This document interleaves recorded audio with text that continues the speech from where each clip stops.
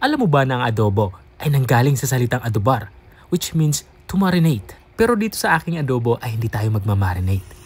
Tara, samahan mo naman ako dahil magluluto tayo ng isa sa mga paborito kong ulam. Ito yung ating chicken adobo with boiled egg. Simulan na natin ating pagluluto.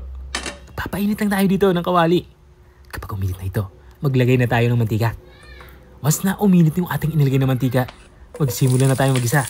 Maglalagay na ako dito ng sibuyas. Kapag nalanta na nga ang ating inilagay na sibuyas, susunod naman natin itong ating bawang. Sa bawang naman ay dinikdik ko lang ito. At saka hiniwa ng maliliit. Igisa lang natin to hanggang sa malanta ito at lumabas yung aroma. Kapag ganito na itsura niya, ilalagay na natin itong ating karning manok. Isang buong manok ito, pinahiwa ko lang ng pang-adobo cut sa aking pinagbilhan. Ang gagawin ko naman dito ay igigisa natin o isasangkot siya natin itong ating karning manok hanggang sa magkulay light brown ang kulay nito. Katulad na nakikita nyo. Kapag ganito na itsura na, ay pwede na natin ilagay ating mga pampalasa. Naglalagay na nga ako dito ng toyo. At matapos kong malagyan ito ng toyo, susunod ko naman itong ating oyster sauce. Mga 2 kutsarang oyster sauce yung aking inilagay dito. At maglalagay na din tayo dito ng black pepper powder or pamintang durog. At para naman sa ating aromatics, ay hindi talaga mawawala itong ating dahon ng laurel. Kaya naglagay na din ako. At this point naman ay maglalagay ako dito ng bitchin. Pero kung hindi ka gumagamit ng bitchin, ay okay lang skip nyo na to.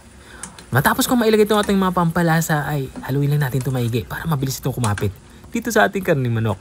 At kapag nahalo na natin ito na maigi, lagyan na natin ito ng ating suka. Mga kalahating cup ng suka ay pwedeng-pwede na dito. Huwag na natin itong haluin, tatakpan na natin ito at papakuloy natin ito ng mga 10 to 15 minutes. Makalipas ng 10 minutes ay binukasan ko muna ito. Ang gagawin ko naman dito ay titikman ko nito kung pasok na sa aking panlasa ang lasa nito. Para kung may i-adjust pa tayo ay adjust na natin. At dahil nga para sa akin ay okay na yung alat nito, maglalagay na lang ako dito ng asukal. Ang asukal naman ay magsisilbing pambalanse sa lasa ng ating sabaw. Ang gagawin ko lang dito ay tutunawin ko lang ito bago ko ito ihalo dito sa ating nilulutong ulam. At once na nahalo na natin ito maigi, maglalagay na ako dito ng siling pula. Dahil gusto ko dito ang medyo maanghang. Pero naman ito ay optional. Kung ayaw nyo na maanghang ay skip nyo na to. At this point ilalagay na natin itong ating boiled egg o nilagang itlog. 4 na pirasong nilagang itlog na yung aking inahalo dito.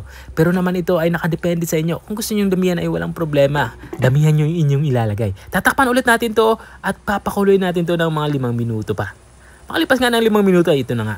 Dito sa parte nito, lutong-luto na nga itong ating ulam pa ng halian. Kung nakikita nyo ay naiganang yung sabaw, ito yung gusto kong mangyari. Ito na nga yung ating classic chicken adobo with boiled egg.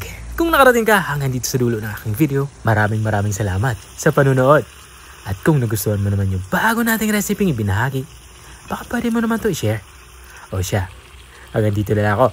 Dahil nagugutom na at gusto ko na talaga kumain, natatakam na kasi ako.